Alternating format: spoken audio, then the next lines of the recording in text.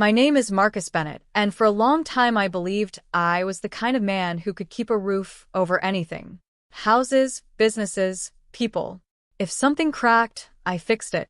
If something leaked, I climbed up and handled it myself. That belief had carried me from a rusty work van with one ladder tied to the top and a few borrowed tools rattling in the back to a roofing company people across western Pennsylvania actually trusted. Farmers, church boards, old couples with storm damage, new families building their first homes. My crews knew my name meant something. Around here, that mattered. Most mornings started before sunrise. I would be in the kitchen by 5:30, steel lunchbox on the counter, coffee black and hot enough to sting the tongue. In winter, the windows over the sink would fog at the edges. In summer, I could hear the first birds before the light reached the yard. Nicole usually came down a little later, robe tied tight, hair still messy from sleep, and she would give me that tired half-smile that used to make the whole house feel steady. There was always noise in our place. Cabinet doors opening, a backpack zipper, someone arguing over cereal, someone else yelling that they couldn't find a shoe that had been in plain sight the whole time. We had 4 kids under one roof, and that kind of life never stayed quiet for long. The older 2 were ours, stubborn and sharp in different ways. The younger 2, Ava and Jonah, came to us after a family tragedy that still sat like a stone in my chest when I let myself think about it too hard. Taking them in had never felt optional. They were family. Nicole agreed without hesitation, and for years I told myself that was proof of the kind of woman I had married. We were busy, stretched thin, and tired more often than not, but I thought that was what a real life looked like. Bills paid. Dinner on the table, even if it was late. Mud on the floor by the back door. School papers under fridge magnets. My work boots beside Nicole's shoes in the hallway. Nothing glamorous. Nothing fragile. I used to stand in the driveway some evenings, looking at the porch light glowing against the dark, and feel something close to pride. I had built my company with my own hands, and I had built that family the same way, day by day, board by board, through weather that would have stripped weaker things down to nothing. I honestly thought it was unshakable. That was the part one got wrong. At first, nothing changed in a way I could point to. That was what made it easy to ignore. Nicole still packed lunches some mornings. She still reminded Jonah to bring home his reading folder and still asked our oldest if she had finished her science project. If someone had walked through our front door at 6 in the evening, they would have seen a normal family. A pot on the stove, shoes by the mat, the television low in the living room, my work jacket over the back of a chair. But normal from the outside can hide a lot. The first thing I noticed was her phone. Nicole had never been careless with it, but she had never treated it like something alive either. Suddenly, it was always face down, always in her pocket, always with her, even when she went to take a shower. If it buzzed on the counter while she was in another room, she would come back for it fast, almost too fast, like her body had already started moving before her mind caught up. I told myself it was work. She handled billing for a medical office, and she said things had gotten hectic. Staffing issues, end-of-quarter deadlines, insurance problems. I believed her because I wanted to. That is the ugly truth about trust. It keeps handing excuses to the person who is quietly teaching you not to trust them. Then came the late evenings. At first it was one extra shift every couple of weeks. Then it was twice in 1 week. Then a Saturday morning that turned into half the day. She always had an explanation ready. A coworker called off. A stack of claims needed to be corrected. The office manager was behind and asked for help. She said it all in that flat, tired voice people use when they want a story to sound boring enough that nobody asks questions. What changed even more than her schedule was the temperature of the house. Nicole stopped reaching for me in passing. No hand on my back when she walked behind my chair. No tired smile across the kitchen. At night, she would slide into bed with cold feet and colder silence, turn toward the wall, and say she was exhausted before I had even finished brushing my teeth. I lay awake more than once staring at the ceiling fan, listening to her breathe, feeling the distance between us widen inch by inch. It was not dramatic. That would have been easier. It was quiet, controlled, like watching a crack spread through glass without hearing the sound that made it. The first real crack didn't come from a fight. It came from something small that refused to make sense. Nicole told me she had to stay late on a Thursday. I remember the exact night because it had been raining since the afternoon, the kind of steady, cold rain that seeps into your clothes no matter how fast you work.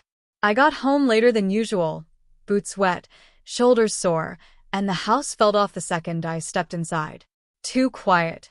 The kids were in the living room. Ava had fallen asleep curled up on one end of the couch. Jonah was watching something with the volume turned low, and the older two were half paying attention to their phones. No dinner on the stove. No note on the counter. Just a message from Nicole earlier, running late. Don't wait up. I stood there for a minute, keys still in my hand, listening to the rain tap against the windows. Something about it didn't sit right. I asked the kids if she had called. They all shook their heads. No one seemed worried. That told me this wasn't new. That hit harder than I expected.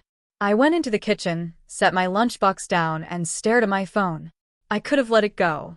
Heated something up. Sat down.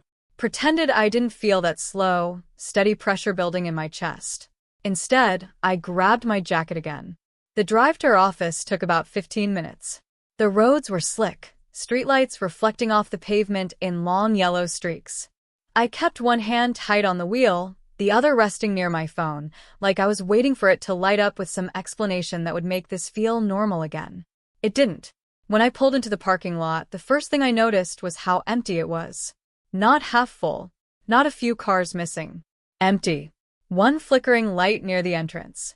Rain hitting the asphalt. No sign that anyone had been working late. I sat there with the engine running, watching the front doors like they might open if I gave them enough time. They didn't. After a minute, I got out and walked up to the building. The doors were locked.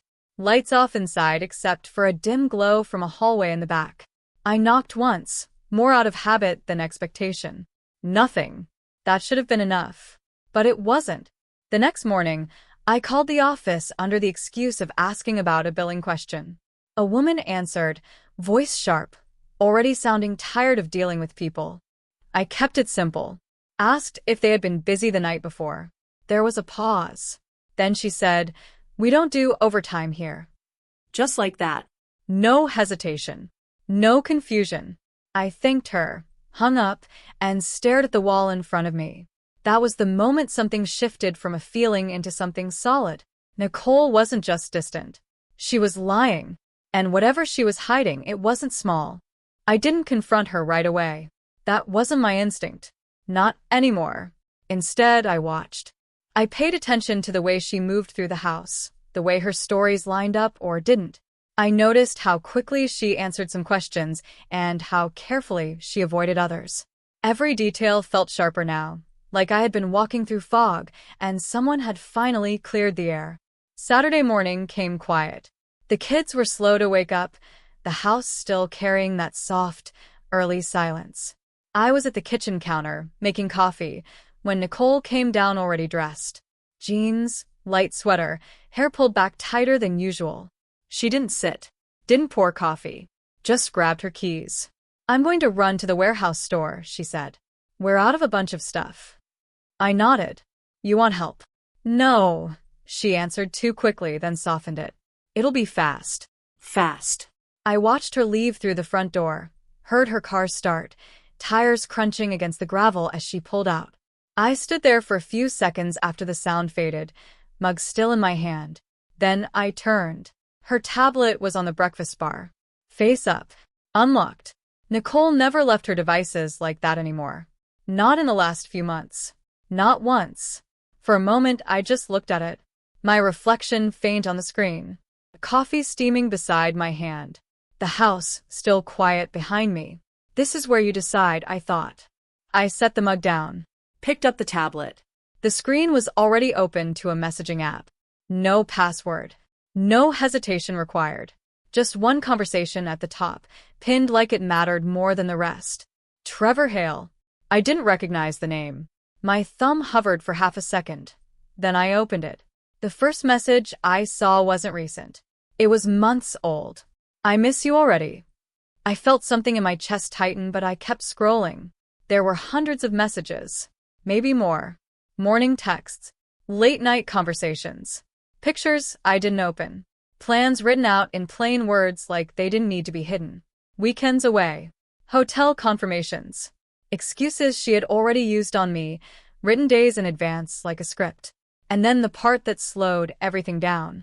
We just need a little more time, she wrote. Once things are settled, we can finally be together without sneaking around. I read that line twice. Then once more. My grip on the tablet didn't change. My breathing stayed even. But something inside me went completely still. Not just an affair. A plan. A future that didn't include me. I locked the screen carefully and set the tablet back exactly where it had been. Then I picked up my coffee again, took a slow sip, and stared out the window. The yard looked the same. The house felt the same. But I knew, with absolute certainty now, that everything inside it had already been replaced. She just hadn't told me yet. I waited until night. All day, I moved like nothing had changed. Made breakfast. Checked Jonah's homework. Took a call from one of my crew about a supply delay. Even laughed once at something Ava said, though I couldn't tell you what it was now. Everything felt distant, like I was watching myself from across the room. Nicole came back mid-morning with bags, receipts, a story about long lines and missing items. I nodded at the right moments. Carried groceries inside. Put things away. I didn't ask a single question. By evening, the house settled into its usual rhythm. Dinner. Dishes. Kids drifting off to their rooms. Lights going out one by one. I took longer than usual locking the back door, checking the windows, making sure everything was in place. Control. That was the only thing that mattered now. Nicole was in the bedroom when I walked in, sitting on the edge of the bed, scrolling through her phone. The lamp on her side cast a soft yellow light across the room. Familiar. Calm. I leaned against the dresser for a second, just looking at her. Then I said, "Who's Trevor?" Her thumb stopped mid-scroll. Just for a second. Then she looked up, face already shifting into confusion. "What?" "Trevor Hale," I repeated, same tone. "Who is he?" She let out a small laugh. Too quick, too sharp. "I don't know what you're talking about." I nodded once, like I expected that answer. Then I walked over, reached past her, and picked up her tablet from the nightstand where she must have moved it earlier. I unlocked it without asking and opened the messages. I didn't hand it to her. I just held it where she could see. The color drained from her face slowly, like something pulling it out of her. For a few seconds, she said nothing. Then, "It's not what you think." I almost smiled at that. "It's exactly what I think," I said. Silence filled the room. Heavy. Pressing. She stood up, pacing once, then turning back to me. "It didn't mean anything," she said, voice rising just enough to crack. "It was just talking. I needed an escape. You're never here, Marcus. You're always working." There it was. Not denial anymore. Justification. I watched her carefully. "Months," I said. "Trips. Plans. That's not talking." She crossed her arms, defensive now. "You're blowing this up. It's one bad decision. You're acting like..." "Stop." I didn't raise my voice. I didn't need to. She did. Her mouth opened, then closed again. The room went quiet. I set the tablet down on the dresser, precise, controlled. Then I walked to the closet and pulled out a duffel bag. "What are you doing?" she asked, the first real edge of uncertainty in her voice. I didn't answer right away. I folded clothes methodically. A few shirts. Jeans. Work boots. Important papers from the drawer we both knew about, but rarely touched. "I'm leaving," I said finally. "For what?" "To calm down," she snapped. "This is ridiculous." I zipped the bag slowly. "No," I said. "So I can think." She shook her head, pacing again. "You're making a mistake. We can fix this." I looked at her then. Really looked. At the woman who had already planned a life without me. "It's already broken," I said. I walked past her, down the hallway, past the closed doors of the kids' rooms. I didn't wake them. Not yet. At the front door, I paused just long enough to grab my keys. Behind me, she said my name once. I didn't turn around. Outside, the air was cold and still. I put the bag in my truck, started the engine, and pulled away from the house without another word. No shouting, no scene, just silence. And for the first time all day, I felt something clear settle in my chest. This wasn't the end of something. It was the beginning of what came next. I drove for almost an hour before I realized I hadn't turned on the radio. The road stretched out in front of me, empty and dark, headlights cutting a narrow path through it. My hands stayed steady on the wheel, but my mind kept replaying the same images. The messages. Her face when she saw the tablet. The way she didn't even try that hard to hide it once she realized I knew. It wasn't the affair that stuck the most. It was how prepared she had been to leave. I pulled into my cousin Dean's driveway a little after midnight. His place sat just outside a small town, quiet, nothing but a few houses spaced out and a line of trees behind them. The porch light was on. He had always been the kind of man who left a light on just in case someone needed it. I knocked once. He opened the door almost immediately, like he had been waiting. "You look like hell," he said. "I need a place for a few days," I replied. He stepped aside without another question. "You got it." Inside, everything smelled like old wood and coffee. Simple. Solid. I set my bag down near the couch and sat for the first time since I had left. Dean didn't push. He handed me a glass of water, sat across from me, and waited.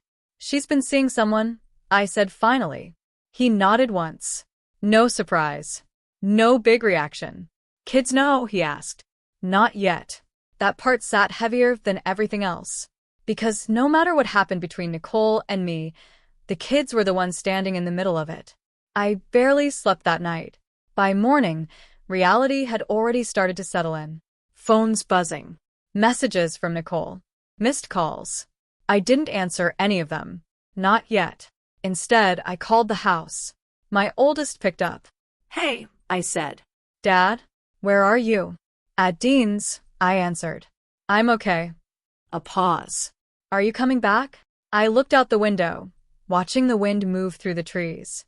"I'll see you today," I said. "We're going to talk." Another pause, longer this time. "Is it about Mom?" she asked quietly. I closed my eyes for a second. "Yeah," I said. When I got back to the house later that afternoon, everything looked exactly the same. That almost made it worse. Nicole was there, sitting at the kitchen table, eyes red, phone in her hands. She stood up when I walked in, like she had been waiting for this moment. "Marcus." "Not now," I said calm. I didn't even slow down as I walked past her. The kids were in the living room, all four of them, sitting too close together, like they already understood something was wrong. I sat down across from them, took a breath, and chose my words carefully. "I'm going to be staying somewhere else for a while," I said. "But I'm not going anywhere. You understand that?" Jonah nodded first. Ava followed, slower. The older two didn't say anything. They just watched me. "I'm still your dad," I continued. "That doesn't change. I'm still here. Every day. Whatever you need." Ava's voice was small. "Did we do something wrong?" That hit harder than anything Nicole had said the night before. I leaned forward slightly. "No," I said. "None of this is because of you. Not even a little." Silence settled in the room again. Heavy. Fragile. I could feel Nicole behind me, standing in the kitchen listening. But this wasn't about her anymore. Not in that moment. In that moment, it was about making sure those kids understood one thing clearly. They weren't the ones being left. I didn't go back to Dean's that night. Instead, I sat in my truck for a long time after talking to the kids, parked down the street where I could still see the house but not be inside it. The porch light was on. Shadows moved behind the curtains. Life continuing like nothing had collapsed. That was the part one couldn't ignore anymore. It had collapsed. I just hadn't seen how deep it went. The next morning, I made 2 calls. The first was to a lawyer.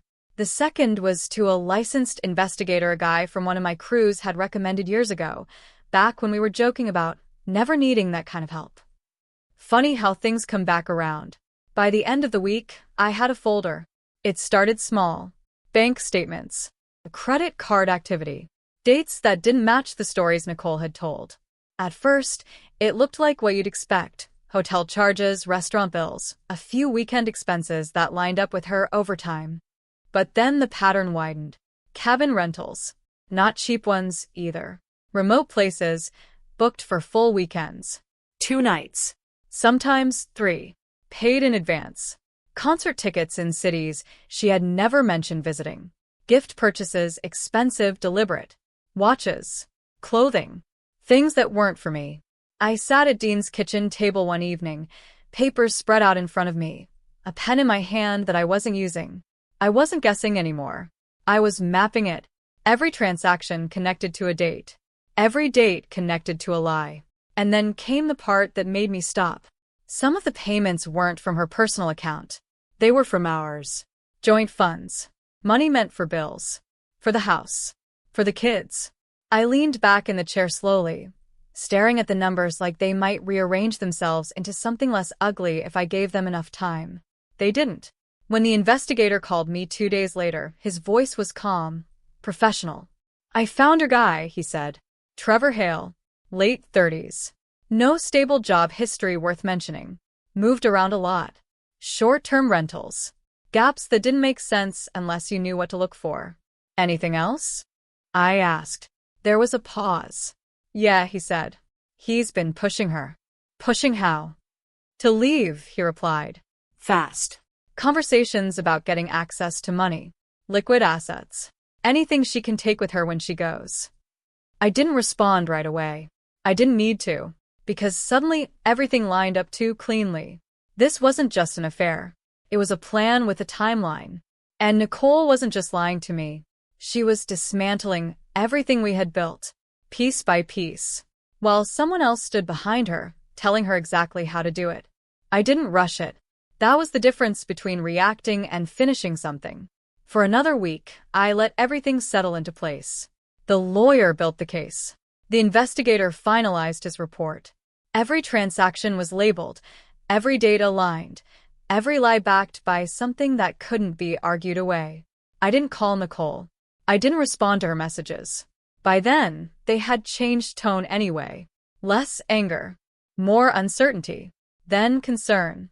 Then something closer to fear. She knew something was coming. She just didn't know what. The meeting was set for a Tuesday morning. Neutral office. Clean table. No distractions. My lawyer sat to my right. Nicole sat across from me, hands clasped too tightly together, eyes flicking between me and the folder in front of my attorney. She looked tired. Not guilty. Not yet. "Marcus," she started, voice softer than I had heard in weeks. "We don't have to do this like..." My lawyer opened the folder. "Let's begin," he said calmly. And just like that, it started. Bank statements first. Dates. Locations. Charges. Nicole tried to interrupt twice. "That's not..." "I can explain." My lawyer didn't raise his voice. He just kept going. Then the education funds. That was the first time her composure cracked. "I was going to put it back," she said quickly. "It was temporary." I didn't respond. Forgery came next. The credit line. The signature. She went still. Actually still. Like her body had finally caught up with the reality of where this was going. "This is serious," my lawyer said, tone unchanged. "Very serious." Then came the business account. That one landed differently. Because she knew what that money meant. Not just numbers. Years of work. Risk. Reputation. Her eyes moved to me then. For the first time, she was really looking. "Marcus," she said quietly. I held her gaze. Said nothing. And then, the final piece. My lawyer slid a separate report across the table. "Trevor Hale," he said. "We believe you know him." Nicole's hand moved toward the paper slowly. She read. Line by line. Her expression shifted in stages. Confusion. Resistance. Then something sharper. "No," she said under her breath. She flipped a page. Another. Photos. Dates. Another woman. Same pattern. Same words. Same promises. "That's not," he told me. Her voice broke, but she forced it back together. "This isn't right." "It is," my lawyer said. Silence. Heavy. Complete. Nicole leaned back in her chair, one hand covering her mouth now, the other gripping the edge of the table like it was the only solid thing left. Everything she had built in secret collapsed in front of her in minutes. And Trevor? Gone. The investigator had already confirmed it. Phone disconnected. Rental cleared out. No forwarding address. The moment pressure became real. He disappeared, left her with everything. The affair, the fraud, the consequences. My lawyer closed the folder. Given the evidence, he said, we are prepared to proceed with full legal action. However, he glanced at me. I gave a small nod. There are options, he continued, if terms are agreed upon. Nicole looked at me again. This time, there was no confidence left. No control. Just the realization of exactly how much she had lost. I spoke for the first time since the meeting started. Sign, I said calmly. No anger. No hesitation. Just one word. And for the first time since I had known her, Nicole didn't argue. the house felt different the day I went back for the last time. Not empty. Just quiet in a way it had never been before. Nicole wasn't there. By then, everything had already been set in motion. Papers signed. Accounts frozen where they needed to be. Access cut cleanly, without noise. What was left of her things had been packed into boxes and moved out over a few days I didn't need to be present for. I walked through each room slowly. Not to remember. To confirm. The kitchen still had the same table. Same marks from years of use. The hallway still creaked in that one spot near the stairs. Ava's drawings were still taped to the fridge, slightly crooked. But the tension that had lived in the walls for months Was gone. that was the first thing I noticed. The kids adjusted faster than I expected. Not easily. Not without questions. But with a kind of quiet resilience that made me more careful with every word I chose around them. I didn't fill their heads with details they didn't need. I didn't turn them against her. I just stayed consistent. Same routines. Same rules. Same presence. That mattered more than anything I could say. We moved a few months later. A smaller place. Better schools. Less noise. The kind of neighborhood where evenings felt slower and mornings didn't start with tension sitting in your chest. I made sure each of them had their own space. Even if it meant mine was smaller. That didn't matter. The company held. That was something I had protected early, before things could spread further. Clients stayed. Crews stayed. Work kept coming. If anything, I ran it tighter. Cleaner. No blind spots. Trust became something I gave carefully. Not freely. About a year later, I was standing in the backyard of the new house, watching Jonah try to kick a ball straight and fail every time, Ava laughing at him like it was the funniest thing she had ever seen. The older two were on the porch, arguing about something that didn't matter. Normal noise. Real noise. I leaned against the fence, arms resting on the wood, and let the moment sit. No chaos. No lies sitting just beneath the surface. Just what was in front of me. I thought about everything that had happened. Not with anger. Not anymore. Just clarity. I had lost a version of my life I thought was solid. But the truth was, it had already been breaking long before I noticed. What I had now wasn't perfect. It was better. Built on things that didn't shift when tested. The kids trusted me. I trusted myself. And that was enough. I didn't need to look back. Because for the first time in a long time, nothing behind me was worth returning to.